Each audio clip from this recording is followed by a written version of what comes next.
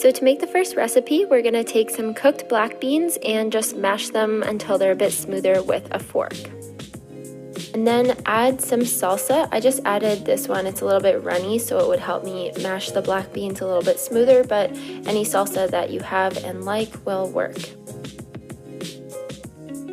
Then just spread it onto a tortilla in as thin of a layer as you can, and it doesn't have to be perfect, but just do your best. And then I added a line of tomatoes, lettuce, vegan cheese, and then I rolled it up tightly, kind of like I was making sushi.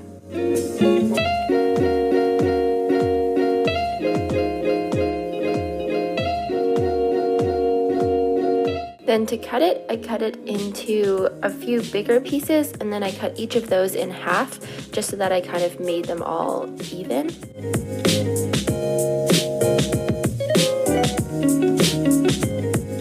Then I just added some apples and grapes. And to make sure that the apples don't get brown, you can always just add some lime or lemon juice on top. Now we are going to make the cashew cheese dip. 3/4 of a cup of cashews, 3/4 of a cup of water, 6 tablespoons of nutritional yeast, 2 teaspoons of cumin, 1/4 teaspoon of garlic powder, and blend that up. You can also add some salt and pepper to taste if you would like that. If you don't have a super high-speed blender, you want to soak the cashews in water overnight just so that they soften up and they will blend smoother. But if you have a Vitamix or anything like that, you don't have to do that. It should look like this once it's done, a really thick, creamy consistency. Then get some corn chips. I'm just taking these basil flavored corn chips. They're super good. They're from Pete's Fine Foods. And you're going to take some of your cashew cheese dip. It's so creamy and delicious. And put that in the littlest container of your bento box. Then I added some salsa next to that.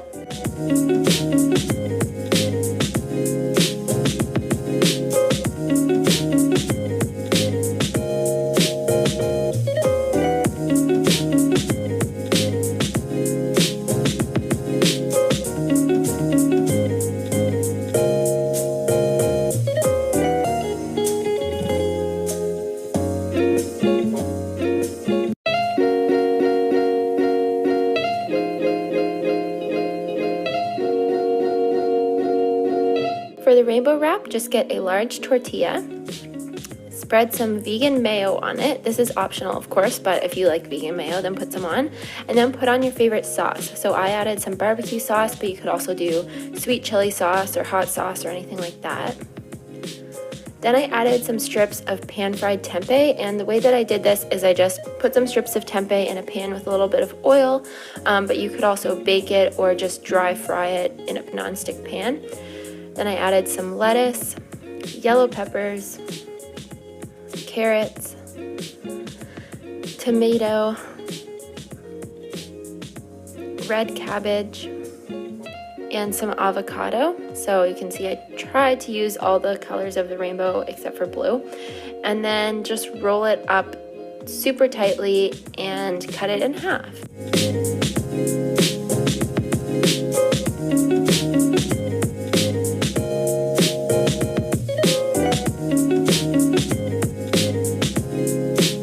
Then on the side, I just added some leftover chopped veggies that I had.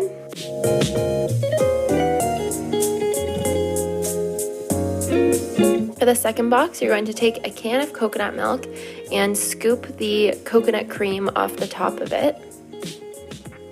Then add a little bit of maple syrup and cinnamon and stir it up. If possible, you want to refrigerate this overnight because it will thicken up a lot. And then just peel a banana and slice it into coins.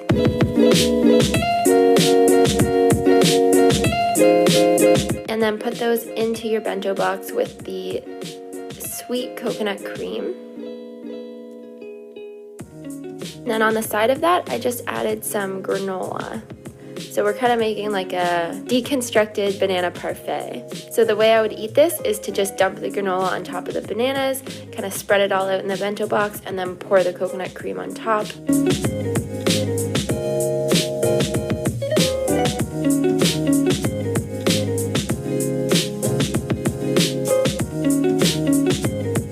for our next meal, we're going to take some washed kale and just break it up into smaller pieces with your hands. Then sprinkle on about a tablespoon of lemon juice, a drizzle of maple syrup, and then you're going to, it's called massaging it, but basically you're just going to squeeze it a lot with your hands to make the kale less tough and less bitter. And then just make sure it's all coated and set it aside. Then in another bowl, take some cooked quinoa, some chickpeas, and some sliced apple, and then I added some curry powder on top of that. I also squeezed some lime over it, and then just stir it up.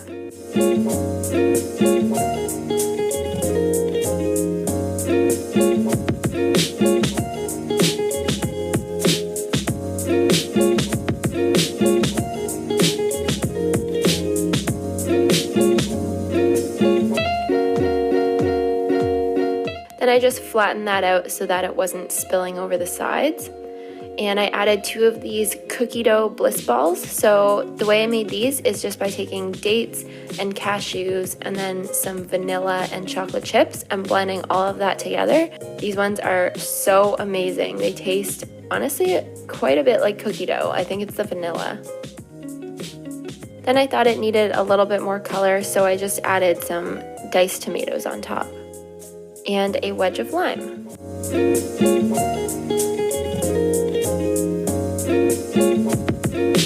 So going back to the kale salad, all I did was add some purple cabbage as well as some blueberries.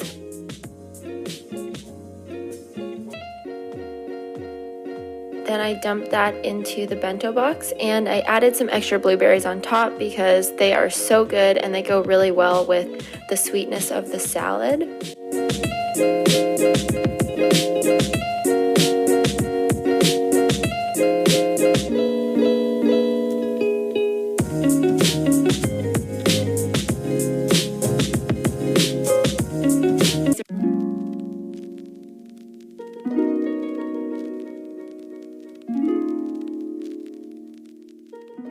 Add 1.25 cups of the pancake mix to a bowl with a cup of non-dairy milk and a teaspoon of apple cider vinegar or lemon juice, and then just stir that up until it is pretty smooth, but there will probably still be a few lumps. And then after a few minutes, it's going to puff up a bit and look like it has some bubbles in it like this. So at that point, just add a teaspoon of oil and give it another quick stir, and then you can preheat your pan. I preheat a medium pan to about medium heat and add a 1/2 cup of batter per pancake.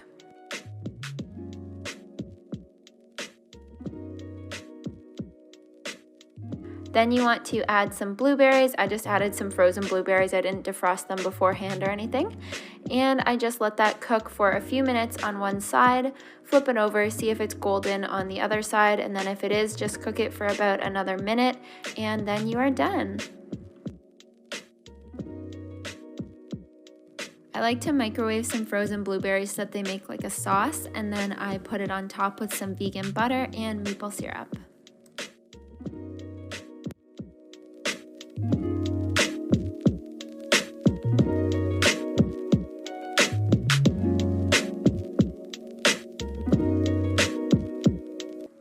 Start by chopping up some broccoli and mushrooms.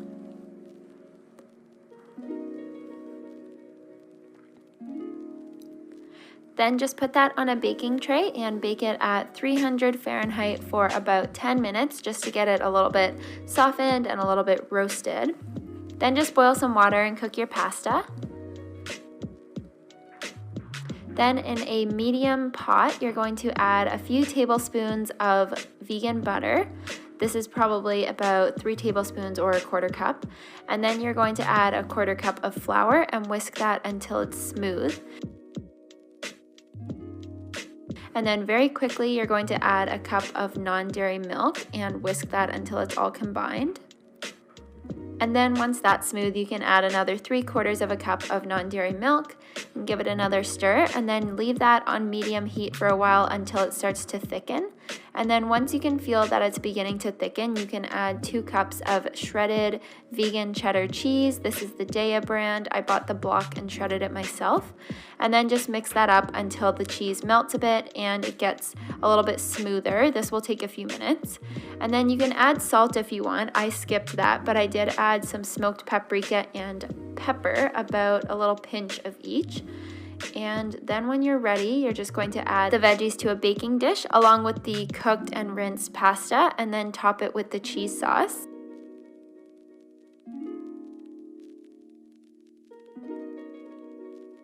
Then I like to throw some breadcrumbs on top just to make the top really crunchy, and then just bake that in the oven at 400 degrees Fahrenheit for about 15 minutes. And when it's done, it should be a super creamy, rich, dreamy mac and cheese. To a large bowl, add half a cup of vegan butter or coconut oil and cream that together with a cup of sugar. This is brown sugar. Make sure that it's all combined and that there are no lumps. And then you're going to add a 1/4 cup of non-dairy milk along with a teaspoon of vanilla. Stir that as best you can until it's combined. It should look like this. Then you are going to add a cup of flour that has been mixed together with a teaspoon each of baking powder and baking soda, and stir that until it's all combined. This is a tip I have, is adding the flour in halves so that you can figure out if you need a little bit less one time or a little bit more. So after you add the cup of flour, it should still be really soft like this, and then you can add 3/4 of a cup of flour afterwards and it will look a little bit stiffer and more like a traditional cookie dough. So you can use chocolate chips, but I used some chocolate chunks. It was just a non-dairy vegan chocolate bar that I cut up into little pieces. Then form balls and put them on a baking sheet and bake this in the oven at 350 Fahrenheit for about 9 to 10 minutes. Don't go over 10 minutes, and they will look a little bit almost underbaked when you take them out, but if you let them cool in the pan for 10 to 20 minutes, they will be absolutely perfect.